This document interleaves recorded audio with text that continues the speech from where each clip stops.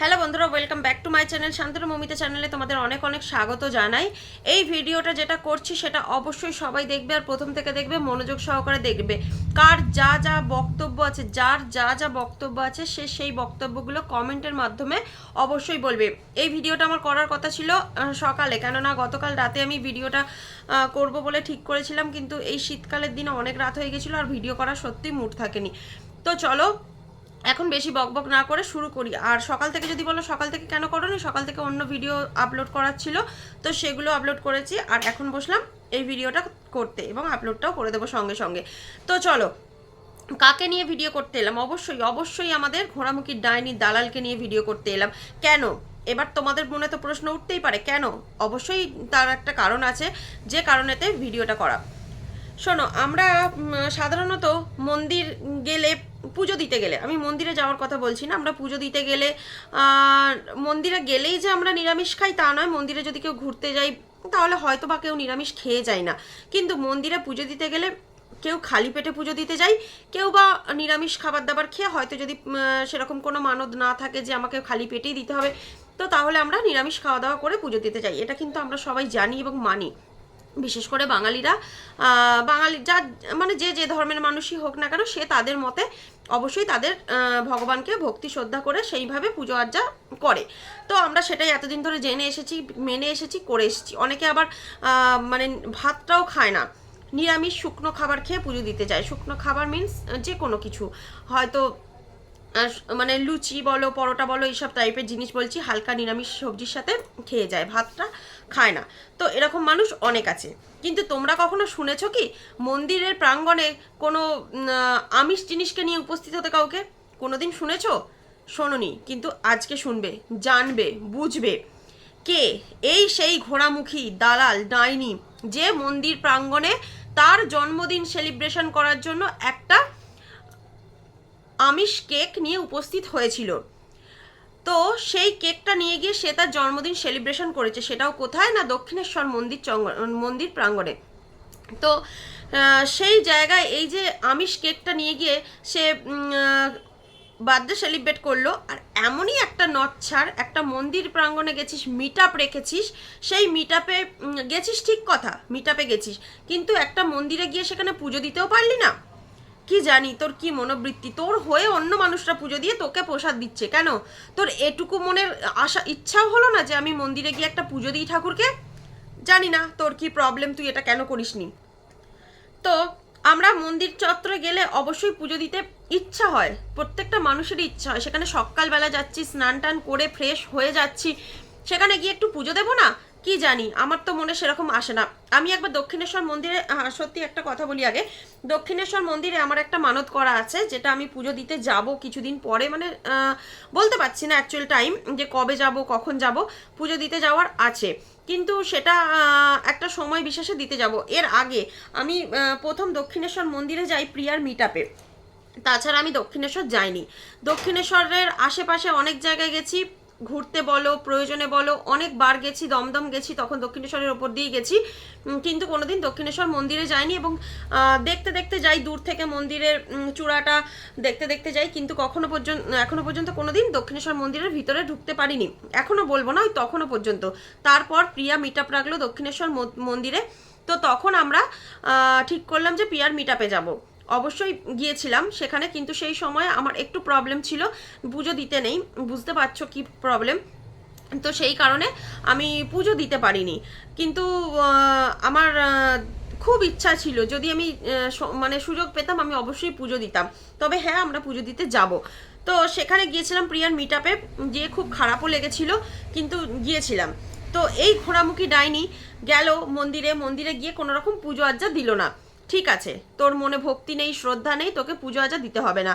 তো আমি একটা কথা বলি, ওই মন্দির চত্বরে তুই কি করে ওই ডিম দেওয়া কেকটা তুই সেলিব্রেশনের জন্য বেছে নিলি? তোর যদি ওখানে কেক কাটারই ছিল তোর জন্মদিন উপলক্ষে, তুই আগে থেকে অর্ডার দিয়ে একটা এগলেস কেক তৈরি করাতে পারতিস কি না? অবশ্যই পারতিস, কিন্তু তুই সেটা করিসনি। আসলে বুঝতেই পারিসনি যে তোর মিট আপে আদৌ কেউ আসবে কি আসবে না, তোর এই কয়েকটা পাঁচাটা দালাল ছাড়া। কিন্তু যখন দেখলি এসেছে, তখন সেখানে কেক কাটিং করলি। আমি জানি না কেকটা কে এনেছে, মনে হয় অন্য একজন এনেছিল, কেননা তোর মিটআপে তোর ভিডিওর মধ্যে স্পষ্ট পরিষ্কার দেখা গেছে যে ওই কেকটা নিয়ে তুই জিজ্ঞাসা করছিস তাকে যে এটা আমিষ কেক তো তাহলে গপুকে দেবো না। আসলে তুই একটা গপু উপহার পেয়েছিলিস, সেটা নিয়ে তো এর আগে ভিডিও করেছি, তাই গপুকে তুই দিবি না, এটা তুই বলেছিলিস যে আমি গপুকে দেবো না। তাহলে সে পাশ থেকে বললো যে হ্যাঁ হ্যাঁ আমিষ কেক, গপুকে দিও না, সেই জন্য তুই দিলি না। কিন্তু গপুকে কোলে নিয়েই তুই ওই কেক কাটিং করলি, কেক সবাইকে খাওয়ালি, নিজেও খেলি। তাহলে চিন্তা কর তুই কোন লেভেলের ছোট লোক মহিলা। আজকে আমি এই ভিডিওটা করবো ভাবছিলাম, তারপরেই দেখলাম যে সঞ্জয় দা লাইভে এসছে। সঞ্জয় দার লাইভ থেকে পরিষ্কার স্পষ্ট জানা গেছে যে ওই কেকটা ডিম দেওয়া কেক ছিল, ডিম ছাড়া কেক ও কিন্তু তৈরি করতে দেয়নি। ওই কেকের টোটাল ডিটেলস সঞ্জয় দা খুঁজে বার করেছে, বার করে পাবলিকের সামনে প্রেজেন্ট করেছে। মিথ্যে কথা বলার কোনো জায়গা কিন্তু তোর নেই, আর তুই মিথ্যে কথা বলতেও পারবি না। আমি জানি তুই নাম্বার 1 মিথ্যাবাদী, নাম্বার 1 দালালের সাথে সাথে তুই নাম্বার 1 মিথ্যাবাদী একজন মহিলা। সাথে সাথে এখন তোর বর ভেরুটাকেও তৈরি করে ফেলেছিস। তোকে নিয়ে এই ভিডিওটা করার জন্য তুই কার এগেনস্টে কি স্টেপ নিবি আমি জানি না, কিন্তু মন্দির প্রাঙ্গণে দাঁড়িয়ে এই কেক কাটার অপরাধে তোর কিন্তু কঠোরতম শাস্তি হওয়া উচিত। সেটা আমরা যথাযথ চেষ্টা করব যে তুই শাস্তি পা। দাঁড়া, ওয়েট কর। আর যদি প্রুফ চাস, তোর ভিডিওই সকলের কাছে ডাউনলোড করা আছে, ইনফ্যাক্ট আমার কাছেও ডাউনলোড করা আছে। আমি সযত্নে রেখে দিয়েছি, যেখানে প্রমাণ লাগবে সেখানে ওই ভিডিওটা আমি সাবমিট করব।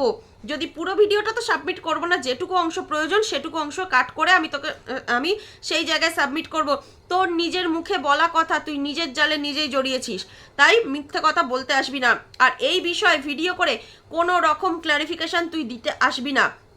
যদি দিস তাহলে মানে তুই মিথ্যাবাদী, আমি জানি মিথ্যে কথা বলতেই আসবি, কিন্তু ভগবানকে একবার হলেও ভয় করে তবে বলতে আসবি। আর যদি মনে হয় যে তুই ভুল করেছিস, তাহলে এইভাবে হাত জোর করে সবার কাছে ক্ষমা চাইবি, পাবলিকের কাছে ক্ষমা চাইবি, তোর ভিউয়ার্সের কাছে ক্ষমা চাইবি, এবং ক্রিয়েটারদের কাছে ক্ষমা চাইবি, আর মনে মনে ভগবানের কাছে ক্ষমা চাইবি যে হ্যাঁ আমি ভুল করেছি। মিথ্যেচারিতা করতে করতে করতে করতে ভগবানের মন্দিরে দাঁড়িয়েও আমি একটা চরম ভুল করে ফেলেছি, এই ভুলের জন্য মা ভবতারিণী আমাকে ক্ষমা করে দাও, এই কথাটা তুই বলবি। হ্যাঁ, সেটা হাসির ছলে নয়, কটাক্ষ করে নয়। যদি বাঁচতে চাস, আর যদি চাস যে এইটা নিয়েও মিথ্যেচারিতা করবি, কেননা তুই এর আগেও যতগুলো ভিডিও করেছিস সেই জ্যোতিষশাস্ত্র নিয়ে মিথ্যেচারিতা করেছিস, সে ভিডিও তোকে প্রাইভেট করতে হয়েছে। তুই ফোন নিয়ে মিথ্যেচারিতা করেছিস, তোর 39,000 টাকার OnePlus 11 আর ফোন নিয়ে তুই মিথ্যাচারিতা করেছিস, সেই ভিডিওটাও তোকে প্রাইভেট করতে হয়েছে, সেটা বাধ্যতামূলক তোকে করতে হয়েছে। আর যদি চাস যে আরেকটা ভিডিও করার পরে প্রাইভেট না হোক, তাহলে মিথ্যাচারিতা করিস না। সব মানে মন থেকে মেনে নে, মন থেকে সমস্তটা মেনে নে, তাহলে দেখবি তোরও ভালো হবে, সবার ভালো হবে। আর ওই জায়গায় দাঁড়িয়ে ওই আমিষ কেক কাটার জন্য তোর যে কি শাস্তি প্রাপ্য ভগবান জানে, মা ভবতারিণী ঠিক করবে তোর কি শাস্তি প্রাপ্য। তুই ভুল করিস না, তুই ইচ্ছা করে করিস, তুই কাউকে কোনোদিন না ভালো চোখে দেখিস না। তুই যারা দোষ করে তাদের হয়ে কথা বলিস, আর যারা ভালো কাজ করে তাদের বিপক্ষে কথা বলিস। তোর এমনই একটা মন মানসিকতা। আর তোকে দেখে আমার যতটুকু মনে হয়েছে, ওই বদ্ধ ঘরের মধ্যে কপচানো একজন মহিলা, বদ্ধ ঘরের মধ্যে উন্মাদের মতো কপচানো একজন মহিলা। ঠিক আছে, তুই পাবলিকের সামনে দাঁড়িয়ে একদম তোর হাও ফুস হয়ে যায়। তুই হচ্ছিস সেই জাতের, বুঝলি তো, সেই জাতের মহিলা। তোর মধ্যে কোনো ক্যাপাবিলিটি নেই, শুধু বদ্ধ ঘরের মধ্যে গাঁক গাঁক করে ক্যামেরার সামনে চেঁচাতে পারিস, চেঁচিয়ে ভিডিও আপলোড করতে পারিস। যদি ক্ষমতা থাকতো ফেস টু ফেস সব কিছু কনফেস করতে পারতিস, তাই না? কিন্তু সেই ক্ষমতাটা তোর হয়নি, সেই ক্ষমতাটা তোর নেই। তুই হচ্ছিস উন্মাদ একজন পাবলিক, তুই উন্মাদ একজন মহিলা, আর সেটাতে সঙ্গকে দিচ্ছে তোর ওই ভেরু, যেটা একদমই উচিত নয়, যেটা একদমই উচিত নয়। সবার আগে ওই ভেরুর তোকে এই কথাটা শেখানো উচিত ছিল যে মন্দির প্রাঙ্গণে কেক কাটিং করো না। গেছিলিস তো একটা হোটেলে খেতে, সেখানে গিয়ে সবার পাতে দিয়ে দিতিস কেক কাটিং করে, কি হোটেলের মধ্যে একটা টেবিলে বসে একটা সেলিব্রেশন করে নিতিস। তোর ইচ্ছা যদি ছিল, কি করলি? মন্দির প্রাঙ্গণে দাঁড়িয়ে করলি। তোর যদি এতই সেলিব্রেট করার ইচ্ছা ছিল, তুই অন্য কোথাও করতে পারতিস। কলকাতা শহরে অনেক অনেক জায়গা আছে যেখানে একটা সেলিব্রেশন করা যায়। কেন তুই মন্দির প্রাঙ্গণটা বেছে নিলি? ভয়ে ভয়ে বেছে নিয়েছিলিস। কেন? তোর ওপরে ভেবেছিলিস যে আমার ওপরে জুলুম হবে, অত্যাচার হবে, সেটা তুই বলেওছিস ভিডিওতে। আর একটা কথা বলি, তুই কালকে কি বলতে এলি? সবাইকে হুমকি চুমকি দিতে এলি না? তুই কোনো এজেন্ট মানে তুই রিম্পাদিকে আর দীপ্তিদিকে বলিস নিয়ে কথা বলতে এলি না? তুই এজেন্ট মানে বোঝালি যে লাইভে যে MSL এর সাথে দুজন মহিলা ছিল সেই তাদের কথা এজেন্ট হিসাবে বলেছিলিস। কিভাবে তুই ক্লারিফিকেশন দিস রে? কিভাবে ক্লারিফিকেশন দিস? এইভাবে মিথ্যা কথা বলা যায়? জানি না। ক্লারিফিকেশন দিতে দিতে স্টপ করছিস, আবার একটা করে কথা বলছিস যে বাদী পক্ষের যে এজেন্ট ছিল।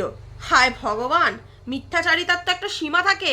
তোর সে সীমাটুকুও নেই, তোর সেই সীমাটুকুও নেই, সেটা অতিক্রম করে গেছিস। তাই দয়া করে আর মিথ্যাচারিতা করিস না, বুঝলি তো?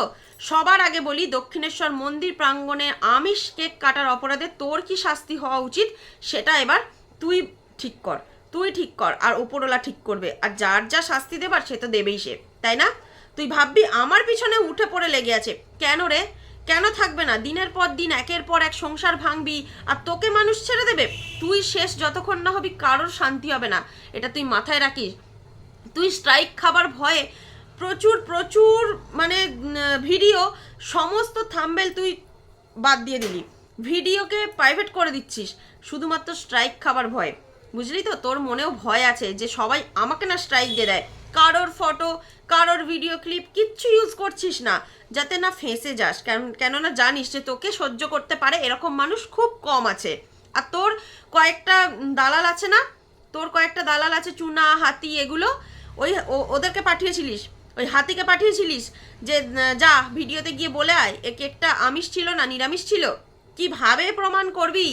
প্রুফ কর, প্রুফ কর যে ওটা নিরামিষ কেক ছিল। ওটা নিরামিষ কেক ছিল না, ওটা ছিল না। কেননা তুই নিজের মুখে বলেছিস, তোর পাশে যে মহিলাটি দাঁড়িয়েছিল সে নিজের মুখে বলেছে, চশমিশ, যে চশমিশটা ছিল, যে তোকে গপু উপহার দিয়েছে, সেই চশমিশই বলেছে যে ওটা নিরামিষ কেক ছিল না, আমিষ।